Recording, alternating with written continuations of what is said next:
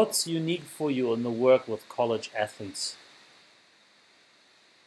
I've had the chance to work with younger kids. I've had the chance to work with professional athletes. Again, I don't know with your listeners and yourself how much you follow the NFL, but there was a time during my career during the NFL lockout time in 2010 where the 49ers were handed to me for about 5 months, and I got to train them for 5 months and work with them one-on-one, which was awesome. Mm. The great thing about the college athletes is I'm getting that crop of people who are really about trying. They're all trying, or in their minds they think that they have the potential to play professionally. And so we get a great group of kids together who have a lot of drive. Yeah. It doesn't take a ton of motivation on my part. I can just program and be in the room with them and encourage. It's kind of catching lightning in a bottle when it comes to training athletes, because training professionals is hard because you're dealing with all the money, and you know, God forbid you injure one of their athletes, and they'll come after you. And the kids, the young ones, they're, you know, from as far as coordination and stuff goes, and even motivation or drive, it's kind of not there. So it's that sweet spot. It's a good place where you're going to be able to work with athletes. You're going to be able to develop those athletes. They're going to bring a lot of motivation themselves, and it's kind of just the perfect storm for good things to happen. Right. So what's the most rewarding for you in that type of work? You know, I'm a relationships guy. I believe that good coaches develop great relationships with their clients or their athletes. I mean, I've won championships. We won a lot of, you know, league championships. I've coached at places where we went to bowl games. I mean, we've won all those things.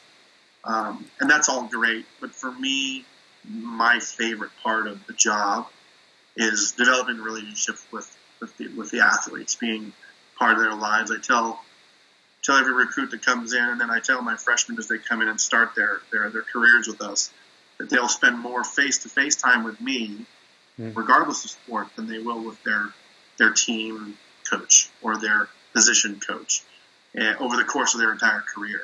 And so those relationships are important, and to me, that's the reason we do it, is being around the kids, getting to know them, and, you know, going a little bit beyond just the athletics part. Right. Yeah. We have a lot of aspiring coaches amongst our listeners, and many of them would love to be in the field of athletic conditioning. What would you recommend them how to get into this field? So, well, here in the States, I wouldn't say that it's easy, okay? There are a lot of, I guess they call it sort of unspoken rules that you have to tend to. For a person, like say if I had a young person in college who says, listen, I want to become a strength coach or a conditioning coach, there's an expected amount of volunteer time they're going to need to do. And what I mean by that is they're going to have to be willing to show up, work for free so that they can learn sort of the ropes and the ins and outs. And a lot of the time when we're doing that volunteer time, those inspire, or those coaches that want to become coaches realize it's not for them.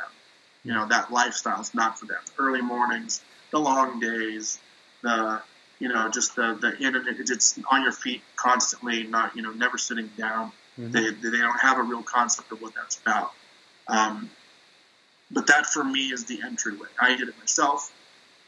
All of the people that I brought up through, you know, since I've been coaching and sort of mentored, that's how they started. And then things like graduate assistant positions come open, and you start to sort of begin to build your own coaching tree from there. So my first recommendation for any of your listeners who want to be coaches is for them to understand that they're going to have to put in some time unpaid, and just understand that that's just how it goes. And we hear this all the time. I'm tied pretty closely with CrossFit also. I've got a lot of friends who have boxes. Same thing happens there. If you want to become a CrossFit coach and you want to do that stuff, you need to go get your certifications, and then you need to be willing to put in some time. Just pay some dues, I guess is how we usually say it. Yeah. And then for people who stick with it and work hard and actually develop themselves, good things happen. All right. Yes. Will be probably pretty much the same in Germany. Yes. So right. I hope you guys can all relate to it. What would you recommend trainers that are listening that want to improve their knowledge? What would be an ideal path for them to follow, or could you recommend any literature that they could buy online and just read, courses, anything? You know, it's going to sound like I'm pitching my own stuff here. Go, but, please. What I tell my young coaches is you need to develop some kind of identity. What do you want to do? If you want to be a CrossFit person, you need to immerse yourself in the whole CrossFit method and go through their certifications, take those courses, learn how to think like a CrossFit programmer.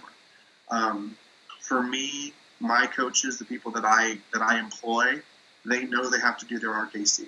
They have to go through the RKC, preferably go through the RKC too, because the kettlebell training is a very big piece to what we're doing. Mm-hmm. As far as reading goes, this is a really great time in my mind. I mean, when I started out, I'm dating myself now. The internet was brand new. I can remember learning how to email long after I became a coach. Yeah. And I used to go to the library at my university and study old strength and conditioning journals and a lot of the old NSCA scientific journals just on my free time. Now you can go on the internet. Basically, you have your hands on anything you want with a click of a button. So my recommendation in terms of what they should go do, first off, figure out what you want to do, like who do you want to be, and then start narrowing things down that way to focus your study, and then go and attend those seminars, attend those workshops, pay the money, do it, and travel, do what you need to do to make sure that you're getting the information that you're looking for. I don't necessarily think it's a good idea to just sort of get certified in everything. Yeah. There are people who do that. The certification, that's all they do is just cruise around taking this cert and that cert. But figure out who you are, figure out what you want to study, and then go after those things and do it. Great advice. It's very, very common in Germany to post 20 certifications on your wall, and then you're a small fish in many big ponds. Does that make sense? Yeah. So the jack of all trades, master of none type thing. Yeah, but the specialization is missing a lot of times. Yes.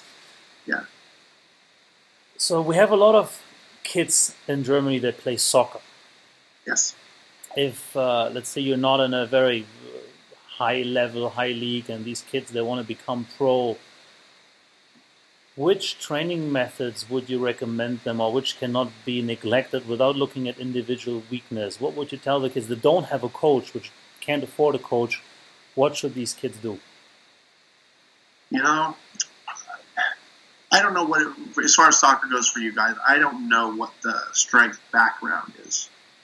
To me, because I'm a strength coach, because I think that way about, we can cure cancer with weightlifting. You know what I mean? Like that, my head's always wrapped around it. Yeah. Whatever the problem is, we can fix it with weights. We can fix it with getting stronger. We can fix it with all that stuff. Mm-hmm. And if you look at the way a lot of the philosophy goes with speed training and obviously all the strength and power training, your foundational kind of quality is always going to be strength.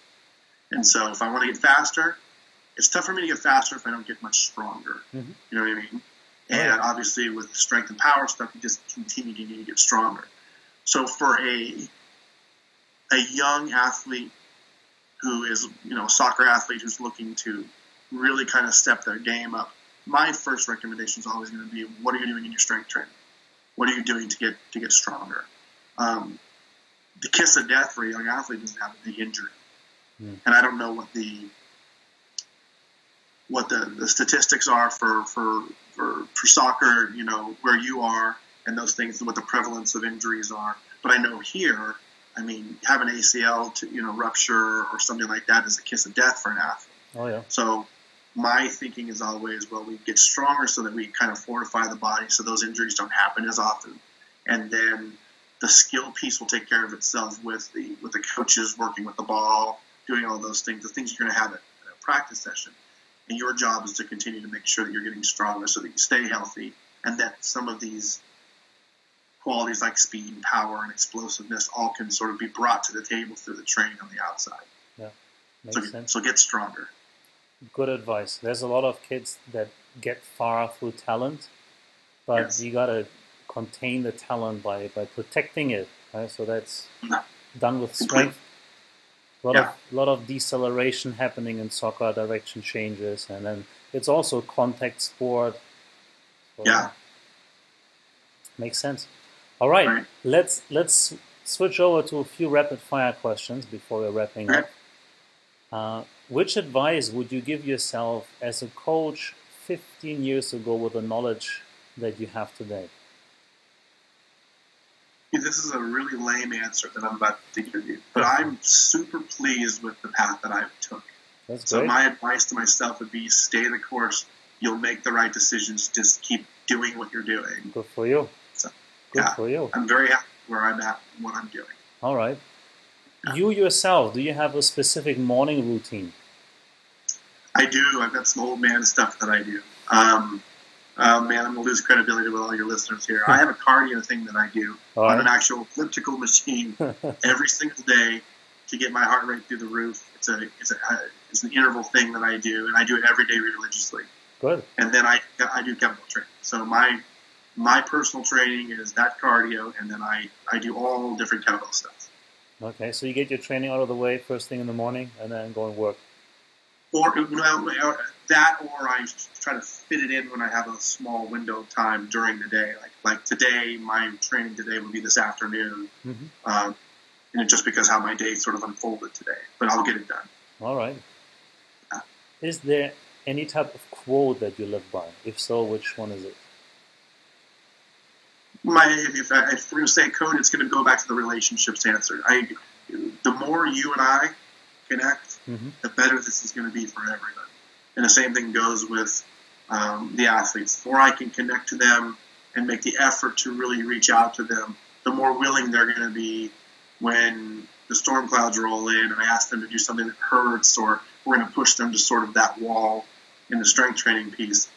If we have a relationship, there's more of an investment that way where they're going to be more compliant down the road. So my code is it's always about relationships. Forging those relationships first is the most important thing. Right.